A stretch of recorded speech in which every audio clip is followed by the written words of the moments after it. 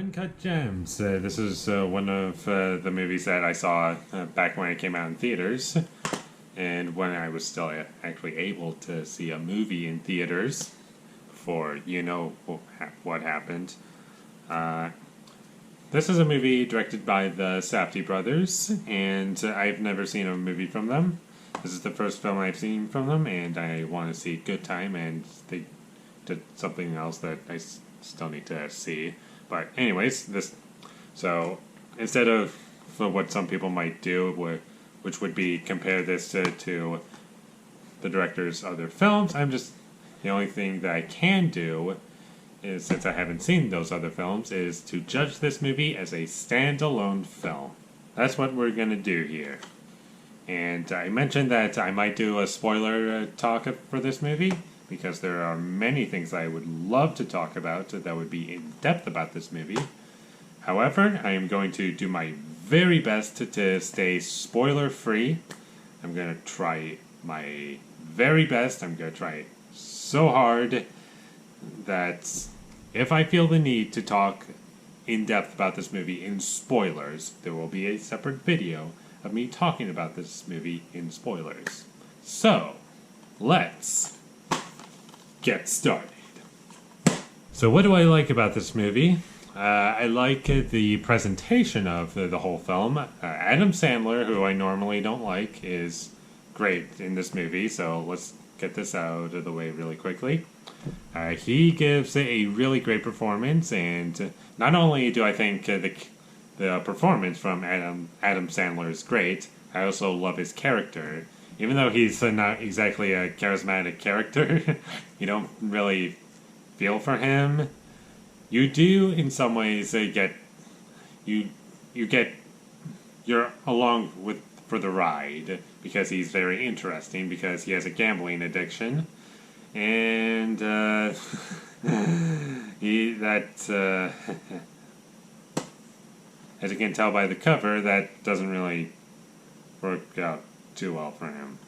This movie is very slow paced, and it was only halfway through the movie where I noticed the really slow runtime, and that's one of the few flaws that I have with this movie, is that towards the middle, like exactly in the middle, it almost hits the brakes on the story, as in it felt as if it just stopped all of a sudden, and it started to feel kind of weird in that way.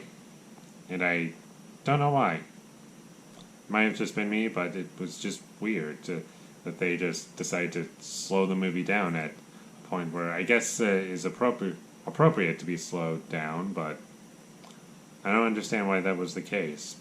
And there's some really intense sequences in this movie. There's only a couple, but when it wants to make you feel tense, it does a fantastic job at doing that. You really feel as if what our main character Howard is up against, you feel as if everything he's against, like these people that he has to pay back because he owes them money, it's like they're a legitimate problem in his life, and he's broke, and he's kind of just down on his luck. And the only thing he can do is gamble to get money. I guess I'll get into my other complaint with this movie.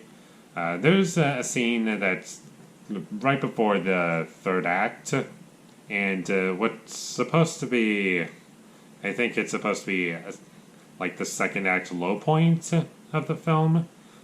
But for whatever reason, I felt the tone was very confused in that moment, because it just came across as goofy to me, and I don't know why. It might have to do with the character, it might just have to do with how it was presented, but I just did not feel sad for the characters at all. I was kind of just chuckling, and honestly, while watching that scene in the theater, I was desperately trying to hold back my laughter, because I was just so confused. Is this supposed to be funny, or is this supposed to be sad? Because I don't know what tone it's trying to convey here. Is it sad, or is it funny? And I think it's supposed to be sad, and I don't think it worked. Those are my only complaints with the movie, and pretty much everything else I loved.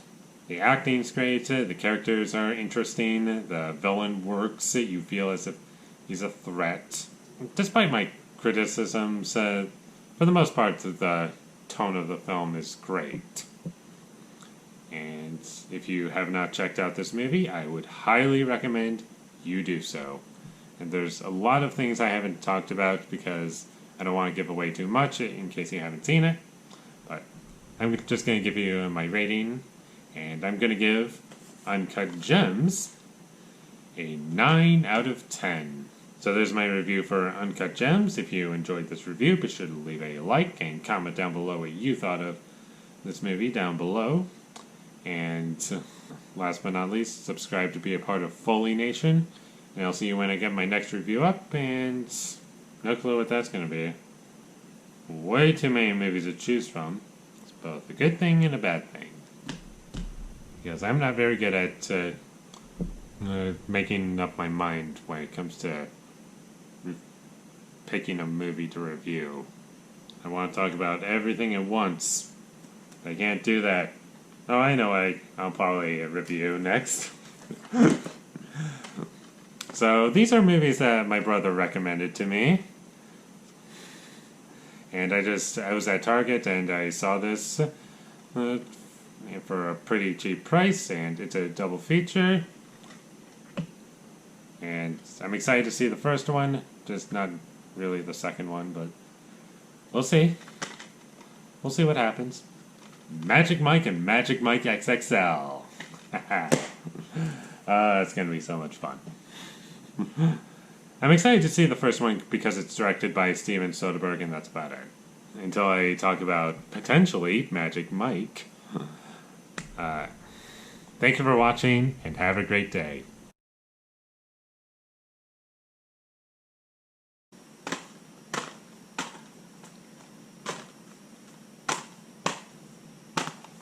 No. Wow. Wow. I cannot think of anything to say. This movie broke me. It broke me. It broke me. It broke me. It broke me. I don't know how it did it. It broke me. Oh God.